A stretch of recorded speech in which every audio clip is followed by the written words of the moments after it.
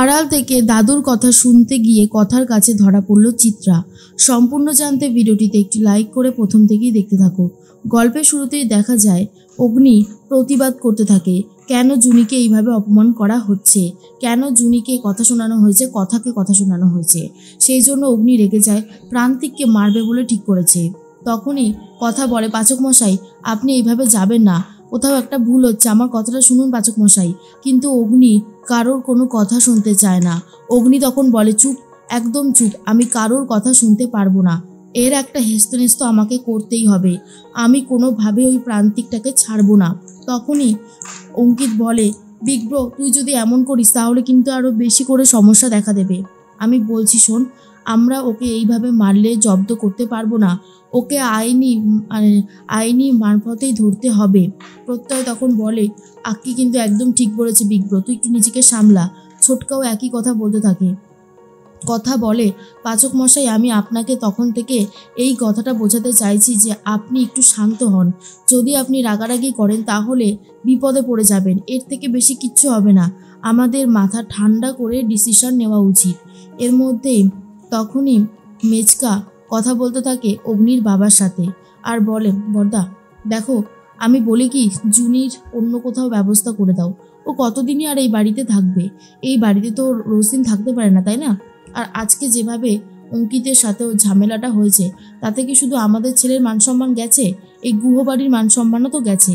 সেই জন্যই বলছি ওর যদি একটা আলাদা ব্যবস্থা করে দিতে তাহলে খুব ভালো হতো। অগ্নির বাবা কি করবে কিছুই বুঝে উঠতে পারছে না। আর তারপরেই কথার সাথে যেহেতু অগ্নি ঝামেলা চলতে থাকে, কেন কথা জুনিকে নিয়ে এইভাবে বাইরে গেছে, এর জন্যই আরও বেশি করে প্রতিবাদ করতে থাকে অগ্নি। আর তখনই অগ্নির বাবা বলে, কথা আমি জানি না তুমি এই ব্যাপারটাকে কিভাবে নেবে, তবে এই কথাটা বলাটা দরকার। দেখো, এটা তো ঠিকই জুনি তো সারা জীবন আর আমাদের বাড়িতে থাকতে পারবে না, আমি ওর জন্য এই কলকাতাতেই একটা ভালো ব্যবস্থা করে দেব, যদি তুমি চাও। ওর কোনো অযত্ন হবে না, আমি তোমাকে বলছি। অগ্নি তখন বলে, বাহ, ভেরি গুড, এই জন্য তো আমি সব সময় একটা কথাই বলে এসেছি যে এই যে আমাদের সমীর সব সময় যেটা ভালো মনে হয়েছে সেটা নিজেই করেছে, কারোর কাছ থেকে পরামর্শ নেয়নি যে কোনটা ঠিক কোনটা ভুল। এই জন্যই বোধহয় আপনি আমার মাকে কোনোদিনও খুঁজতে চাননি, তাই না? আর কথাটা শোনার পরেই মেজকা তখন বলে, কি হচ্ছেটা কি? হ্যাঁ, কি হচ্ছে? তুই এরকমভাবে তোর বাবার সাথে কেন কথা বলছিস অগ্নি? বলিস না। অগ্নি তখন বলে, ঠিকই বলেছি, আমার বাবা কোনো দিনও সিদ্ধান্ত নিতে একদমই পিছুপা হয়নি, কিন্তু সেই সিদ্ধান্তটা ম্যাক্সিমাম সময় ভুলই হয়েছে। আমি ছিলাম না তাই কথাকে অ্যারেস্ট করিয়ে দিয়েছে, এখন জুনিকে বাড়ি থেকে বার করার প্ল্যান করছে। আরে বাবা, যেই মেয়েটার জীবনে এতটা রিস্ক, তাকে যদি এখন বাড়ি থেকে বার করে দিই তাহলে বুঝতে পারছো তো কত বড় সর্বনাশ হবে। এরপরে কথা মনে মনে ভাবে, জুনিকে এতটা দেখভাল করেন পাচক মশাই, যত দেখছি ততই অবাক হয়ে যাচ্ছি। এরপরে অগ্নি বলে, জুনি আমার বোনের মতন, ওকে আমি বোনের মতনই দেখি। আজকে যদি প্রিয়াঞ্জলি বা অর্ণার জীবনে এরকম বিপদ হতো তাহলে কি আমরা ওকে বের করে দিতাম? বলো না, বের করে দিতাম? তখনই কথার খুব ভালো লাগে যে অগ্নি এইভাবে ওদের পাশে দাঁড়িয়েছে। অন্যদিকে কথা ওপরে গিয়ে জুনির সাথে কথা বলবে বলে ঠিক করেছে। তখনই দেখে জুনি সুটকেসপত্র গুছিয়ে নিয়েছে। কথা তখন বলে, এই জুনি, তুই সুটকেস নিয়ে কোথায় যাচ্ছিস? জুনি বলে, দেখ কথা, আমি তো সারা জীবন আর এই বাড়িতে থাকতে পারবো না, এটা সত্যি কথাই, আমাকে তো এখান থেকে যেতেই হবে, তাই ভাবলাম আজকেই আমি গোবরডাঙ্গার বাড়িতে ফিরে যাব। তখনই কথা বলে, কিন্তু প্রান্তিক যে আবার এসে তোর ওপর অ্যাটাক করবে, তুই কি করে সামলাবি তখন?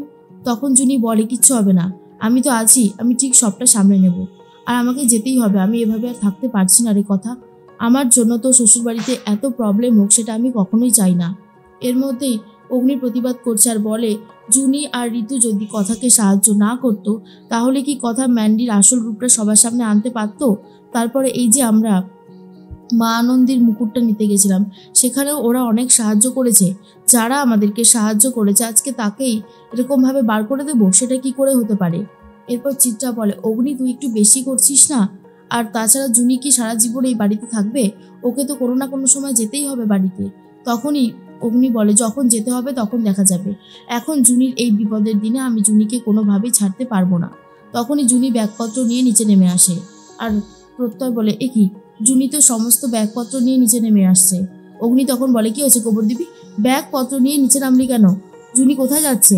তখনই কথা বলে, জুনি এই বাড়ি ছেড়ে চলে যাচ্ছে পাচক মশাই। আমি অনেক আটকানোর চেষ্টা করেছি, কিন্তু ও আমার কোনো কথাই শুনতে চাইছে না। কথা যদি না শুনতে চায় তাহলে আর কি বলবো বলুন তো। তখনই অগ্নি বলে, এই জুনি, তুমি কোথায় যাচ্ছ? তুমি কোথাও যাবে না, যাও ব্যাগপত্র রেখে এসো ওপরে। জুনি বলে, না না অগ্নিদা, আমাকে এই বাড়ি থেকে যেতে হবে। আজ অনেকগুলো দিন হলো আমি কথার সাথে এই বাড়িতেই রয়েছি, আর এই বাড়িতে থাকা সম্ভব না।